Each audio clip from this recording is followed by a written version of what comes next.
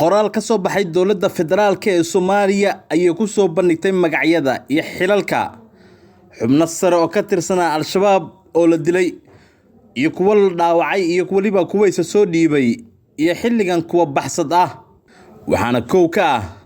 horjoogayaasha la dilay amaba xubnaha sare ee la dilay iyo kuwa la dhaawacay laguna dhaawacay duqeymaha iyo dagaalada tooska ah ee ka dhacay dowlad goboleedyada Galmudug Khaliif Gambe waa dhaawac sida lagu sheegay qoraalka waxa uu ahaa Al-Shabaabna u qaabilsanaa mas'uulka ugu sareeya ee jabhadaha ee Galmudug Salaad Cali Geedi waa la dilay waxa uu ahaa ku-xigeenkii jabhadaha sida lagu sheegay qoraalka Olol Cali Guuleed waa la dilay waxa uu ahaa abaandoolihii jabhadaha ee Al-Shabaab ee Galmudug Maxamuud Bashiir Muuse waa la dilay waxa uu ahaa madaxii jabhadaha ee gobolka Mudug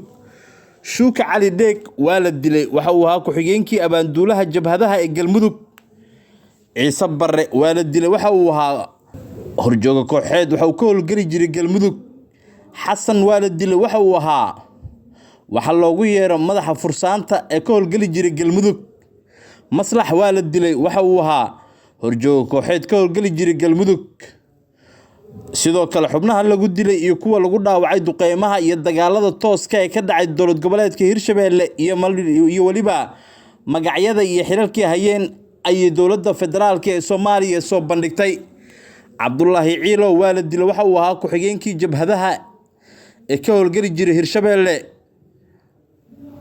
Caasood waa la dilay waxa uu ahaa nin kale awoodda saddexaad ee jabhadaha ee ka howlgeli jiray Hirshabeelle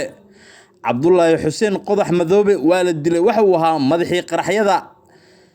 ee Al-Shabaab u qaabilsanaa deegaanada dhaca Hirshabeelle Seelici waa la dilay waxa uu ahaa madaxii warbaahinta ee Hirshabeelle u qaabilsanaa Al-Shabaab Bagax waa la dilay waxa uu ahaa madaxii weerarada arbushaada ee Al-Shabaab u qaabilsanaa Hirshabeelle Dabaashe waa la dilay waxa uu ahaa horjooga kooxeed ka howlgeli jiray Hirshabeelle Sheekh Cabdi waa la dilay waxa uu ahaa horjoogihii waxa ugu yeeraan fursaanta sida lagu sheegay qoraalka kuwaas oo ka howlgeli jiray gobolka Hiiraan Muhaajir waa la dilay waxa uu ahaa madaxii maaliyadda gobolka Hiiraan Axmed Maxamed Xirow ama Nadiir waa la dilay waxa uu ahaa xubin sare oo Al-Shabaab u qaabilsan gurmadka ee Hirshabeelle horjooga Shucayb waa la dilay waxa uu ahaa horjoogihii dabagalka dagaalyahanada Al-Shabaab ee u qaabilsanaa Hirshabeelle horjooga Yunis Shaafici waa la dilay waxa uu ahaa horjooga kooxeed ka howlgeli jiray Hirshabeelle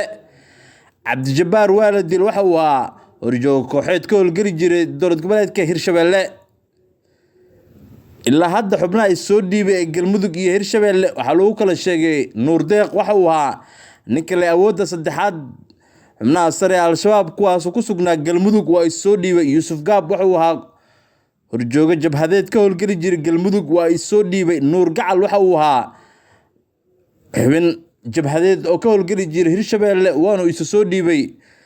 xubnaha baxsadka ah ee xilligan ku dhuumaalaysanaya sida lagu sheegay qoraalka Hirshabeelle deegaanada dhaca waxa kamid ah Xasan Nuur waa baxsad madaxa jabhadaha ee Shabeellaha Dhexe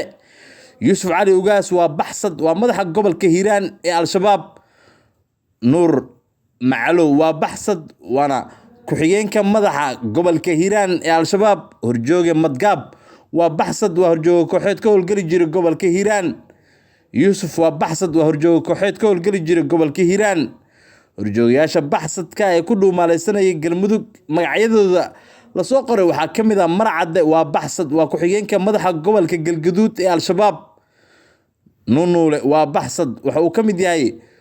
xubnaha sare ee Al-Shabaab gobolka Mudug ku sugnaa beegsiga ilaa inta hadda la dilay waxa lagu sheegay in ay gaarayaan 1650 oo xubno ka tirsan Al-Shabaab ah sidoo kale waxa dhaawac kor u dhaafaya sida lagu sheegay qoraalka ka soo baxay dowladda federaalka ee Soomaaliya 550 xubnood oo ka tirsan Al-Shabaab